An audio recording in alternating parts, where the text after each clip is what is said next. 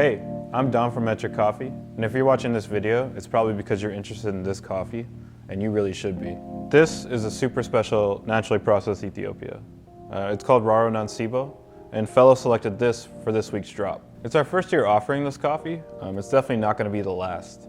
This coffee was grown by farmers in the Raro Nansebo community in Uraga in the Guji region. So this was grown at one of the highest growing regions in Ethiopia, up to 2,200 meters above sea level, which is pretty much the highest it can get for growing coffee. And then it was naturally processed, so it has a lot going for it. So the interesting thing about naturally processed coffees is that the process is pretty volatile. Shout out to Haley from Fellow.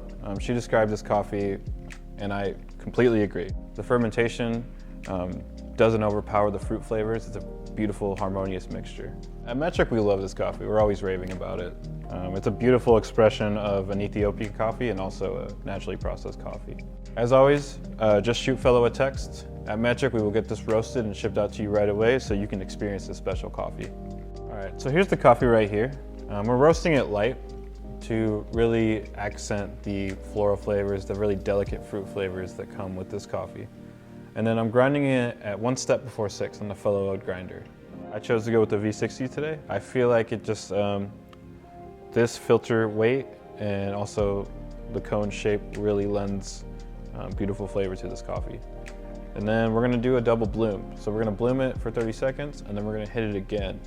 What that's gonna do is it's going to bring up the temperature and drop the temperature, which is gonna pull out a lot of acidity in this coffee, which is gonna really balance out all the fruit flavors that you're gonna get later in the brewing process. For this coffee, we're gonna aim for 25 grams in and then 440 grams of water out in about 2 minutes, 30 seconds, up to 3 minutes. I found that the best grind size for this coffee on the Fellow Ode is 1 step before 6. So we're gonna grind our coffee. All right, so I've got my water holding at 212 for my coffee ground. So I'm gonna fill to 25 grams.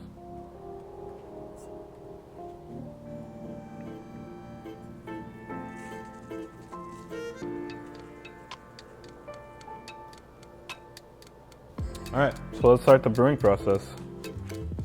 So I'm gonna hit it with my first bloom for 30 seconds. I'm gonna go with 70 grams of water.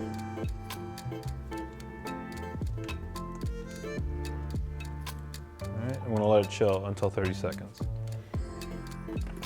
And I'm placing it back on the stag base so that it keeps my water at 212 the whole time. All right, my bed is clear. We're at 30 seconds.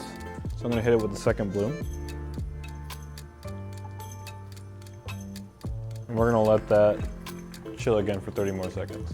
All right, so now I'm filling to 300. I'm aiming for the center to make sure that my water is equally dispersed into the cone.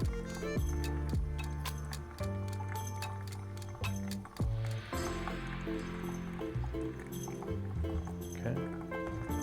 All right, so now it's dropped about an inch. So now I'm gonna fill it to the 440 mark. Our goal is to get this done by 2 minutes and 30 seconds or somewhere between that and 3 minutes. All right, we're all set. Right at the mark, 2:30. So let's give it a taste. It has this like amazing, you get the berries, but it also has this like lemongrass spruce thing going on. So it's like herbaceous, which just makes me really want to taste it. And then it's just like straight berries, cherries, all that kind of stuff going on in there. But it also has like a very caramely sweetness. So when you brew it the way I did, where it's a little more stretched, you get this really nice caramel flavor with like berries. It tastes like a cake with berries and caramel, which is amazing.